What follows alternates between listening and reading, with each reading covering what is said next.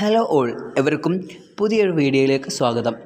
ഇന്ന് നമ്മൾ നോക്കാൻ പോകുന്നത് ഹിസ്റ്ററി ഓഫ് ബ്രിട്ടൻ 2-ലെ ബ്ലോക്ക് 2-ലെ യൂണിറ്റ് 1-ആയ ട്രേഡ് യൂണിയനിസം റോബർട്ട് ഓൺ എന്ന പാഠഭാഗമാണ്. ഇംഗ്ലണ്ടിലെ ട്രേഡ് യൂണിയനിസം ആ രാജ്യത്തെ വ്യവസായത്തിൻ്റെ സ്വാഭാവിക ഫലമായിരുന്നു. വ്യാവസായിക വിപ്ലവത്തിനു മുമ്പ് തൊഴിലാളികൾക്ക് അവരുടെ പ്രശ്നങ്ങൾ ചർച്ച ചെയ്യാനുള്ള അവസരങ്ങൾ വളരെ കുറവായിരുന്നു. എന്നാൽ വ്യാവസായിക വിപ്ലവത്തിനും വ്യാവസായിക നഗരങ്ങളിൽ വൻകിട ഫാക്ടറികൾ സ്ഥാപിക്കപ്പെട്ടതിനും ശേഷം തൊഴിലാളികൾക്ക് അവരുടെ പരാതികൾ പരസ്പരം കണ്ട് സംസാരിക്കാനുള്ള ധാരാളം അവസരങ്ങൾ ലഭിച്ചു. ജോലി ചെയ്യുന്ന സാഹചര്യങ്ങൾ മെച്ചപ്പെടുത്തുക എന്ന ലക്ഷ്യത്തോടെ രൂപീകരിച്ച തൊഴിലാളികളുടെ അസോസിയേഷനുകളുമായി ട്രേഡ് യൂണിയനിസത്തെ നിർവചിക്കാം. അഡ്വെന്റ് ഓഫ് ഫാക്ടറി സിസ്റ്റം, അതായത് ഫാക്ടറി സംവിധാനത്തിൻ്റെ വരവ്. ഫാക്ടറി സംവിധാനത്തിൻ്റെ വരവോടെ ഈ അവസ്ഥകൾ അപ്രത്യക്ഷമായി. ലെയ്സേഴ്സ് ഫെയർ എന്ന തത്വത്തിൻ്റെ വ്യാപനം ആർട്ടിഫിസേഴ്സിൻ്റെ നിയമത്തെ അവഗണിക്കുന്നതിലേക്ക് നയിച്ചു. അതിനാൽ ആദ്യകാല വ്യാവസായിക നഗരങ്ങളുടെ അവസ്ഥ അനിയന്ത്രിതമായിരുന്നു. ഫാക്ടറികൾ ജോലി ചെയ്യുന്ന ധാരാളം ആളുകൾക്ക് അവരുടെ കാഴ്ചപ്പാടുകൾ തൊഴിലുടമകൾക്ക് മുന്നിൽ വയ്ക്കാൻ അവസരം ലഭിച്ചു.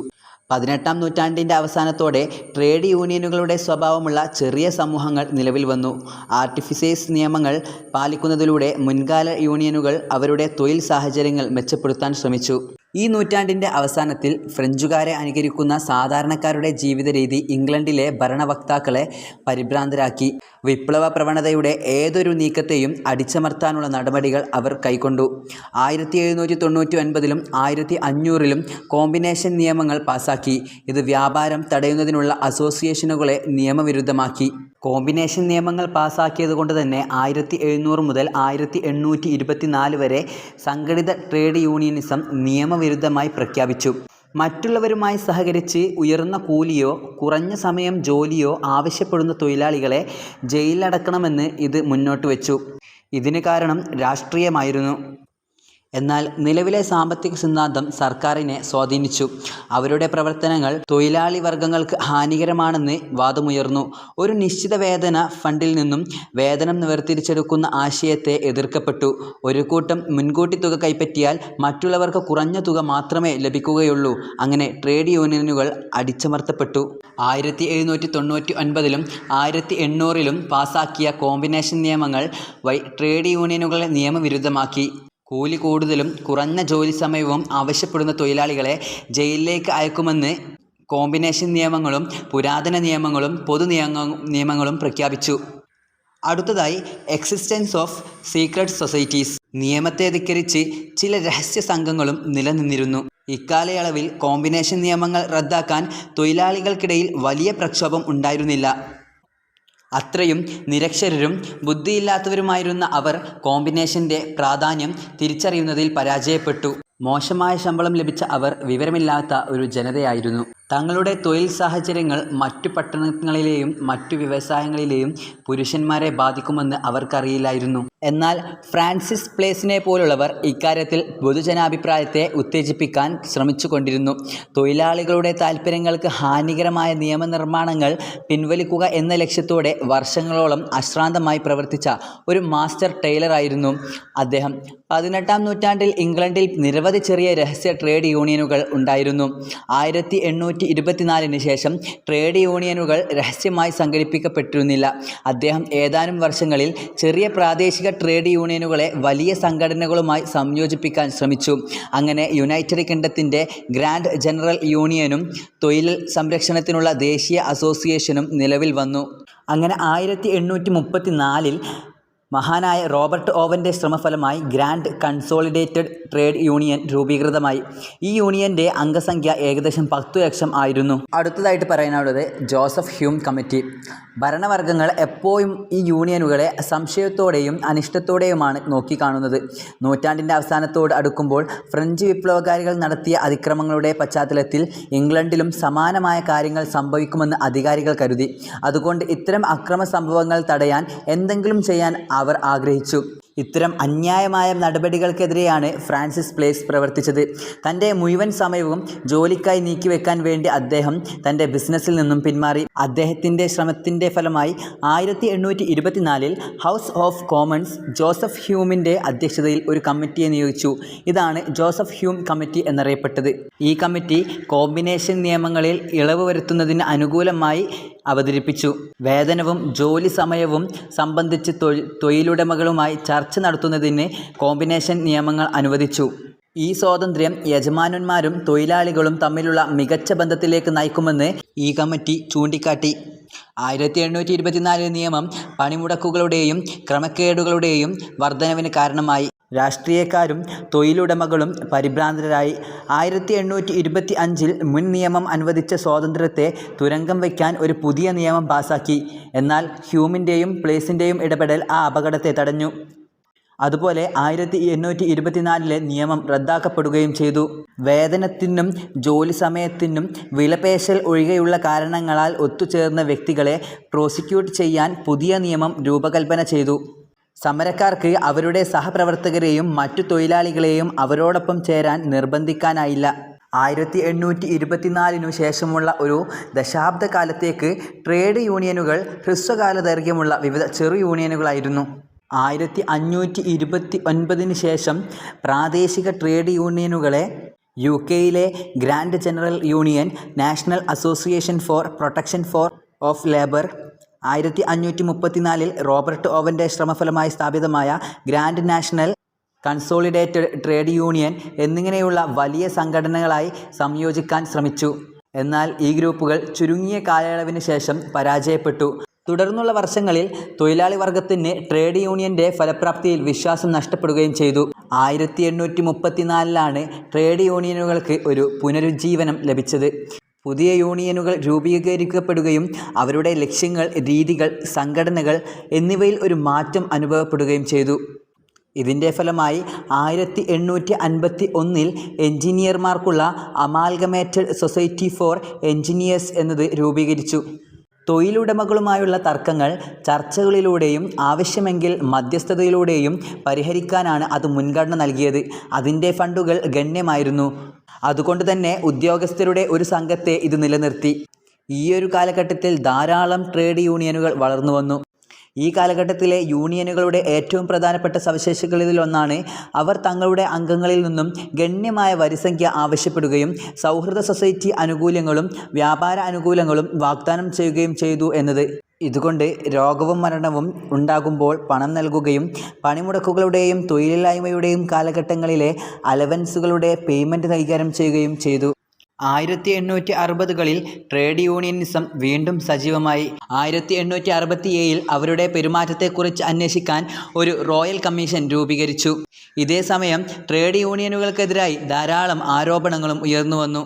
ഇത്തരത്തിലുള്ള യൂണിയനുകൾ ഉടമകളുടെയും തൊഴിലാളികളും തമ്മിലുള്ള സൗഹൃദ ബന്ധം നശിപ്പിക്കുന്നുവെന്നും തൊഴിലാളികളുടെ സ്വഭാവത്തിൽ അപജയം സംഭവിക്കുന്നു എന്നും അംഗങ്ങൾക്ക് സാമ്പത്തിക നേട്ടമുണ്ടാക്കുന്നു എന്നും പണിമുടക്കുകൾ സംഘടിപ്പിക്കുന്നതും വ്യാപാര വിലക്ക് ഏർപ്പെടുത്തുന്നു എന്നും ആരോപിച്ചു. ഈയൊരു സമയത്ത് നിയമിച്ചതാണ് റോയൽ കമ്മീഷനെ. യൂണിയൻ്റെ ശക്തി അനുസരിച്ച് പണിമുടക്കാനുള്ള മനോഭാവം വർദ്ധിപ്പിക്കില്ലെന്നും കമ്മീഷൻ്റെ ഭൂരിപക്ഷ റിപ്പോർട്ട് പ്രഖ്യാപിക്കുകയും വലിയ യൂണിയനുകൾ വ്യാപാരത്തിൻ്റെ സ്ഥിരതയ്ക്ക് സംഭാവനകൾ നൽകി. പ്രധാനമായും ട്രേഡ് യൂണിയനുകൾ ദുർബലമായതോ നിലവിലില്ലാത്തതോ ആയ സ്ഥലത്താണ് അക്രമ പ്രവർത്തനങ്ങൾ നടന്നത്. അതനുസരിച്ച് ഫണ്ട് വിഭജനം പാടില്ല, കോമ്പിനേഷൻ നിയമങ്ങൾ റദ്ദാക്കണം, ട്രേഡ് യൂണിയനുകളുടെ രജിസ്ട്രേഷൻ ശുപാർശ ചെയ്യണം, ഫണ്ടുകളുടെ സംരക്ഷണത്തിനായി ഫലപ്രദമായ നടപടികളും സ്വീകരിക്കണം എന്നും അവർ നിർദ്ദേശിച്ചു. 1770കളിൽ നിരവധി പുതിയ ട്രേഡ് യൂണിയനുകൾ രൂപീകരിക്കപ്പെട്ടു. എന്നാൽ സമകാലിക വ്യാപാര മാന്ദ്യം പ്രസ്ഥാനത്തിൻ്റെ ഭാവിയെ ബാധിച്ചു. തൊഴിലില്ലായ്മ വർദ്ധിച്ചു, വേതനം കുറഞ്ഞു, യൂണിയനുകളുടെ അംഗത്വവും ഫണ്ടുകളും കുറഞ്ഞു. ചില യൂണിയനുകൾ പരാജയപ്പെട്ടു. വോട്ട് ചെയ്യാനുള്ള അവകാശം 1567 പട്ടണങ്ങളിലെ കരകൗശല തൊഴിലാളികൾക്കും 1884 കർഷക തൊഴിലാളികൾക്കും പാർലമെൻറ്റ് തെരഞ്ഞെടുപ്പിൽ വോട്ടവകാശം നൽകി. അതുകൊണ്ടുതന്നെ തൊഴിലാളി വർഗങ്ങൾക്ക് നേരിട്ടുള്ള രാഷ്ട്രീയ പ്രവർത്തനത്തിലൂടെ ഈ ആനുകൂല്യങ്ങൾ നേടാനാകുമെന്ന് യൂണിയനുകളുടെ സംഘാടകർ കരുതി. 1893 ഒരു സ്വതന്ത്ര ലേബർ പാർട്ടി രൂപീകരിക്കാൻ തീരുമാനിച്ചു. നിലവിലുള്ള പാർട്ടികളിൽ നിന്നും വ്യത്യസ്തവും അതിൻ്റേതായ ലക്ഷണങ്ങളുമുള്ള ഒരു രാഷ്ട്രീയ ഗ്രൂപ്പ്. 20ാം നൂറ്റാണ്ടിൻ്റെ ആദ്യ വർഷങ്ങളിൽ ട്രേഡ് യൂണിയനിസം രണ്ട് കടുത്ത പ്രഹരങ്ങൾ ഏറ്റുവാങ്ങി. 1900 ടാഫ് വാലേ റെയിൽവേ കമ്പനി ജീവനക്കാർക്കിടയിൽ ഒരു പണിമുടക്കുണ്ടായി. കോടതി അനുമതിയോടെ അമാൽഗമേറ്റഡ് സൊസൈറ്റി ഓഫ് റെയിൽവേ സെർവൻസിനെതിരെ നാശനഷ്ടങ്ങൾ വരുത്തിയത് കമ്പനി നടപടികൾ കൈക്കൊണ്ടു. അതോടെ യൂണിയന് കനത്ത നഷ്ടപരിഹാരം നൽകേണ്ടി വന്നു. 1906 വ്യാപാര തർക്ക നിയമം നഷ്ടങ്ങളുടെ കാര്യത്തിൽ തൊഴിലാളി യൂണിയനുകൾക്കെതിരെ കോടതികൾ നടപടി സ്വീകരിക്കുന്നത് വിലക്കി. ഇത് സമാധാനപരമായ പിക്കറ്റിംഗ് നിയമവിധേയമാക്കി വ്യാപാരം തടയുന്നതിനുള്ള നടപടികൾക്ക് അനുമതി നൽകി. യൂണിയനുകളുടെ രാഷ്ട്രീയ പ്രവർത്തനം കോടതികൾ നിരസിച്ച ഓസ്ബോൺ കേസാണ് രണ്ടാമത്തെ പ്രഹരം. എന്നിരുന്നാലും 1913 ട്രേഡ് യൂണിയൻ നിയമം കരാറിന് വിധേയമായി രാഷ്ട്രീയ പ്രവർത്തനത്തിന് അനുമതി നൽകി. സമീപ വർഷങ്ങളിലെ ട്രേഡ് യൂണിയൻ പ്രസ്ഥാനത്തിൻ്റെ വ്യത്യസ്തമായ സവിശേഷതകളിലൊന്നാണ് വലിയ ഫെഡറേഷനുകളുടെയും സഖ്യങ്ങളുടെയും രൂപീകരണം. ഇംഗ്ലണ്ടിലെ miners federation, engineering federation, printing traders federation എന്നിവ ഇതിന് ഉദാഹരണമാണ്.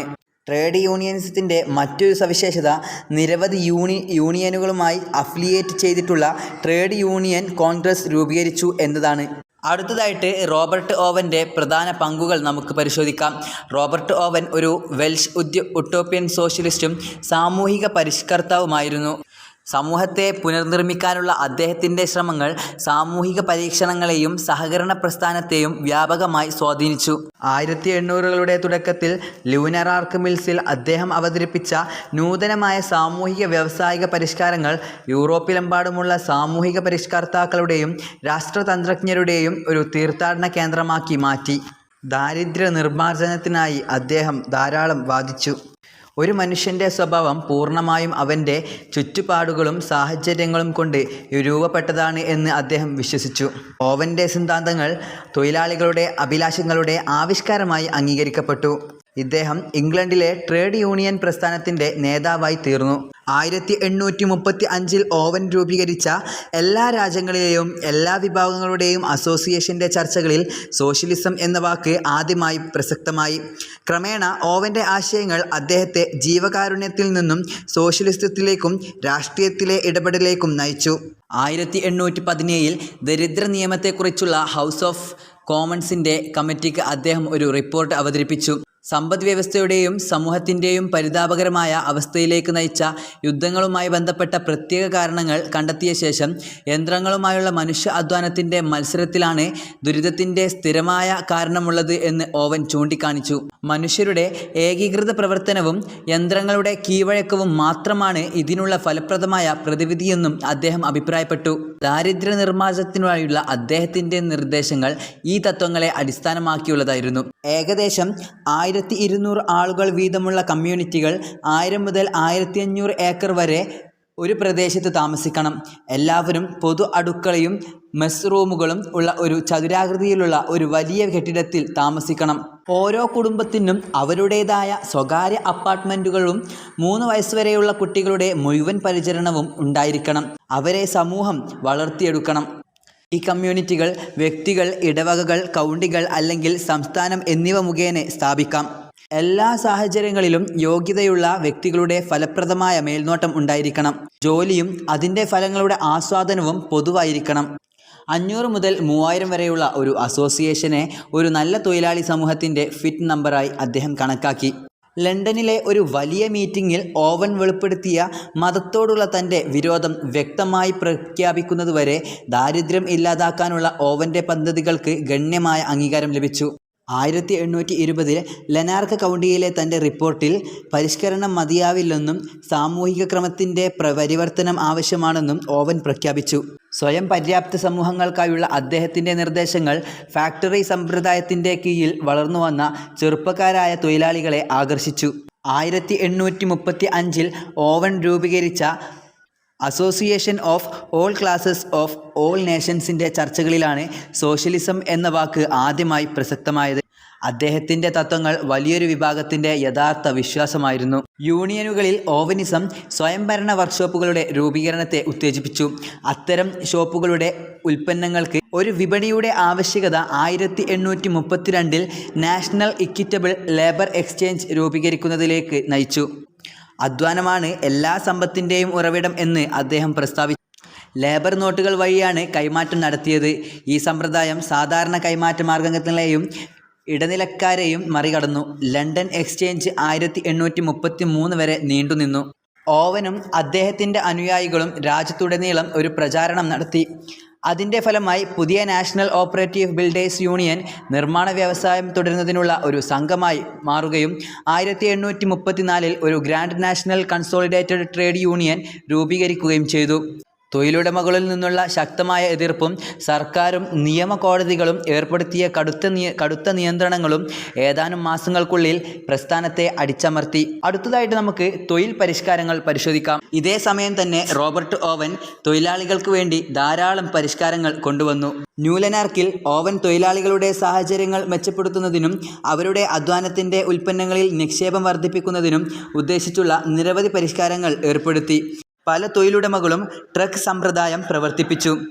അതിലൂടെ ഒരു തൊഴിലാളിയുടെ മുഴുവൻ അല്ലെങ്കിൽ ഭാഗിക ശമ്പളവും ഫാക്ടറി ഉടമയുടെ ട്രക്ക് ഷോപ്പിന് പുറത്ത് മൂല്യമില്ലാത്ത ടോക്കണുകളാൽ നിയന്ത്രിച്ചിരുന്നു. ട്രക്ക് ഷോപ്പിലേക്ക് ഗുണനിലവാരമില്ലാത്ത സാധനങ്ങൾ നൽകാനും ഉയർന്ന വില ഈടാക്കാനും ഉടമകൾക്ക് കഴിഞ്ഞു. നിയമങ്ങൾ ജീവനക്കാർക്ക് സാധാരണ കറൻസിയിൽ ശമ്പളം നൽകാതിരിക്കുന്നത് കുറ്റകരമാക്കി. എന്നാൽ റോബർട്ട് ഓവൻ ആളുകൾക്ക് നല്ല നിലവാരമുള്ള സാധനങ്ങൾ വിലയേക്കാൾ കുറച്ച് കൂടുതൽ വാങ്ങാൻ കഴിയുന്ന ഒരു സ്റ്റോർ തുറന്നു. മദ്യത്തിൻ്റെ വിൽപ്പന അദ്ദേഹത്തിൻ്റെ കർശനമായ മേൽനോട്ടത്തിലായിരുന്നു. അദ്ദേഹം ഗുണമേന്മയുള്ള സാധനങ്ങൾ വിൽക്കുകയും സാധനങ്ങൾ മൊത്തമായി വാങ്ങുന്നതിൽ നിന്നുള്ള സമ്പാദ്യം തൊഴിലാളികൾക്ക് കൈമാറുകയും ചെയ്തു. തൻ്റെ തൊഴിലാളികളുടെ ഉൽപ്പാദന നിലവാരം മെച്ചപ്പെടുത്തുന്നതിനായി ഓവൻ ഓരോ മെഷീനിസ്റ്റിൻ്റെയും ജോലിസ്ഥലത്ത് വ്യത്യസ്ത നിറമുള്ള മുഖങ്ങളുള്ള ഒരു ക്യൂബ് സ്ഥാപിച്ചു. ജോലിയുടെ ഗുണനിലവാരവും ഉൽപ്പാദിപ്പിക്കുന്ന തുകയും അനുസരിച്ച് ഒരു വ്യത്യസ്ത നിറം പ്രദർശിപ്പിച്ചു. ഇത് മറ്റെല്ലാ തൊഴിലാളികൾക്കും ഏറ്റവും ഉയർന്ന നിലവാരമുള്ളത് ആരാണെന്ന് കാണാനും കൂടാതെ ഓരോ ജീവനക്കാരനും തൻ്റെ മികവ് പ്രകടിപ്പിക്കാനും താൽപ്പര്യമുണ്ടാക്കി. അദ്ദേഹത്തിൻ്റെ ഏറ്റവും വലിയ വിജയം യുവാക്കളുടെ വിദ്യാഭ്യാസത്തിലായിരുന്നു. അതിൽ അദ്ദേഹം പ്രത്യേക ശ്രദ്ധ ചെലുത്തി. ഗ്രേറ്റ് ബ്രിട്ടനിലെ ശിശുവിദ്യാലയങ്ങളുടെ സ്ഥാപകനായിരുന്നു അദ്ദേഹം. 1834 ശേഷം ഓവൻ വിദ്യാഭ്യാസം, ധാർമ്മികത, യുക്തിവാദം, വിവാഹ പരിഷ്കരണം എന്നിവയെക്കുറിച്ചുള്ള തൻ്റെ ആശയങ്ങൾ പ്രചരിപ്പിക്കാനായി സ്വയം സമർപ്പിച്ചു. പിന്നീടുള്ള വർഷങ്ങളിൽ ഓവൻ ആത്മീയതയിൽ ഉറച്ചു വിശ്വസിച്ചു. 1858 നവംബർ 17 ജന്മനാട്ടിൽ വെച്ച് അദ്ദേഹം അന്തരിച്ചു. ഇതോടുകൂടെ ട്രേഡ് യൂണിയനിസം, റോബർട്ട് ഓവൻ എന്ന ഈയൊരു പാഠം അവസാനിക്കുകയാണ്. മറ്റൊരു വീഡിയോയിൽ വീണ്ടും കാണാം. Good bye.